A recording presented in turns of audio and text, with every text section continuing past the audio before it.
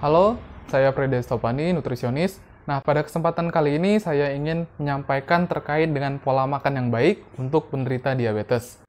Jadi, diabetes itu sendiri merupakan suatu penyakit metabolik yang disebabkan oleh masalah atau gangguan insulin, baik itu resistensi ataupun produksi insulin. Nah, tujuan dari pengaturan makan untuk pasien atau orang dengan diabetes yaitu yang pertama, mengontrol kadar gula darah agar tetap normal, yang kedua, menjaga agar berat badan tetap normal, yang ketiga yaitu mencapai kadar lipid atau kadar lemak normal, yang keempat, mencegah komplikasi akut baik itu jangka pendek maupun jangka panjang, yang kelima, menjaga pola hidup yang sehat secara keseluruhan. Dalam pengaturan pola makan, untuk pasien atau orang dengan diabetes mellitus, kita mengenal istilah 3J. J yang pertama yaitu jenis, yang kedua jumlah, yang ketiga jadwal. Yang pertama yaitu jenis. Ada bahan makanan yang memang dianjurkan dan boleh dikonsumsi dalam jumlah banyak, ada beberapa makanan yang dibatasi. Contohnya karbohidrat, sumber karbohidrat seperti karbohidrat kompleks, nasi, jagung, mie, dan tepung juga tetap boleh dikonsumsi. Yang penting perhatikan jumlahnya. Yang kedua yaitu protein. Boleh dikonsumsi protein yang tidak terlalu tinggi lemak seperti ikan, ayam tanpa kulit, telur, dan lain sebagainya. Kemudian yang ketiga yaitu lemak. Boleh tetap konsumsi lemak, lemak yang sehat atau lemak yang baik. Usahakan menghindari lemak yang berupa atau yang berasal dari goreng-gorengan. Yang keempat yaitu perbanyak konsumsi sayur dan buah. Jadi anjuran untuk konsumsi sayur buah 5 porsi sehari, atau jika dibagi 3-4 porsi konsumsi sayur, sedangkan untuk buah 2-3 porsi. J yang kedua yaitu jumlah. Jadi perlu juga diperhatikan jumlah karbohidrat yang masuk ke dalam tubuh kita.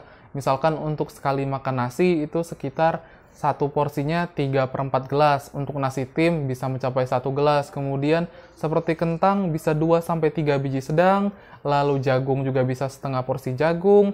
Ataupun misalkan pengen roti tawar juga boleh maksimal 3 slice. Seperti itu. Nah, misalkan ingin tetap mengkonsumsi tepung-tepungan, juga tetap boleh, nggak ada larangan. Cuman yang perlu diperhatikan yaitu, jika membuat makanan atau mengkonsumsi makanan yang bersumber dari tepung beras, maksimal konsumsi 8 sendok makan. Sedangkan yang berasal dari tepung terigu, maksimal 5 sendok makan.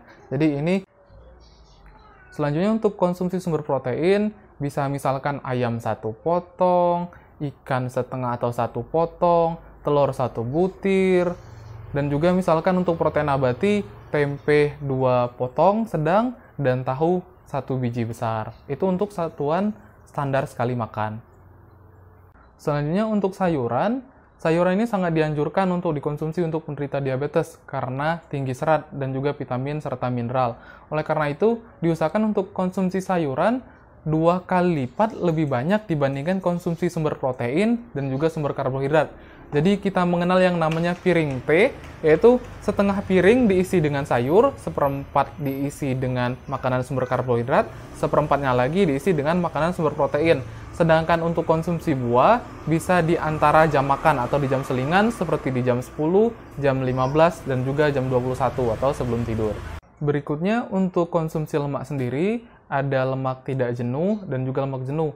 Lemak tidak jenuh itu seperti alpukat dan juga kacang almond. Sedangkan lemak jenuh ada banyak macamnya, salah satunya santan. Tapi yang perlu diperhatikan, konsumsi lemak perlu dibatasi sesuai dengan kebutuhan gizi masing-masing.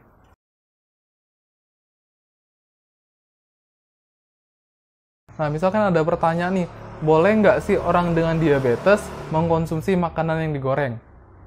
Pertama, sebenarnya bukan nggak boleh, cuman nggak direkomendasikan. Tapi apabila pengen mengkonsumsi makanan yang digoreng, diusahakan dalam sekali makan itu hanya 1 jenis makanan yang digoreng. Misalkan ketika sudah ada ayam goreng, berarti tempenya nggak digoreng. Terus sayurnya juga nggak dimasak dengan minyak yang banyak. Lalu untuk konsumsi santan sendiri seperti apa?